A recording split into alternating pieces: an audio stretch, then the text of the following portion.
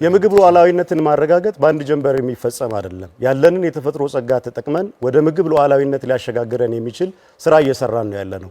ከዚህ አንፃርም ከውጭ የምናስገባው የነበረውን ማዳበሪያ በሀገር ውስጥ ለማምረት ትልቅ እርምጃ ተራምደናል። ለምሳሌ ያለንን የተፈጥሮ ጋዝ ሀብት በመጠቀም በሀገራችን በአመት ወደ 3 ሚሊዮን ሜትሪክ ቶን ዩሪያ ማስመረት የሚያስችል የማዳበሪያ ፋብሪካ የግንባታ ስራው በይፋ ተጀምሯል። ያ በሚጠናቀቅበት ጊዜ ኢትዮጵያ አሁን ከምትጠቀምበት የዩሪያ መጠን በሁለት እጥፍ ያደገ ምርት እናገኛለን በሀገራችን ውስጥ ማለት ነው። ይሄ ከግብዓት አኳያ የምግብ ሉዓላዊነትን ለማረጋገጥ የምናደርገውን ጥረት ወደፊት የሚያራምድ ይሆናል። የምግብ ሉዓላዊነት አረጋገጥን የሚለው ፓርቲና መንግስት የምግብ ሉዓላዊነት በተረጋገጠበት ሀገር የምግብ እጥረት ያለባቸው ዜጎች በሚሊዮን የሚቆጠሩ ሆነዋል። እነዚህን ሁለት የሚጋጩ ሀሳቦች ላይ ምንድነው እናንተ ሀሳብና እንዴት ነው የምታስታርቋቸው? እኛ የምግብ ሉዓላዊነትን አረጋግጠናል አላለም። የምግብ ሉዓላዊነትን ማረጋገጥ ትልማችን ነው።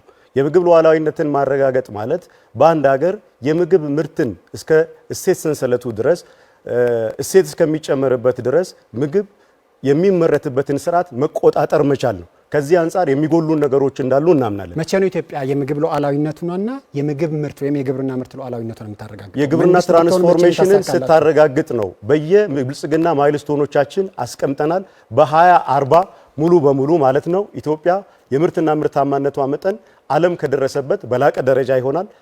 በዓለም 400 ሚሊዮን ህዝቦችን መመገብ የሚችል ደረጃ ላይ ትደርሳለች ነው።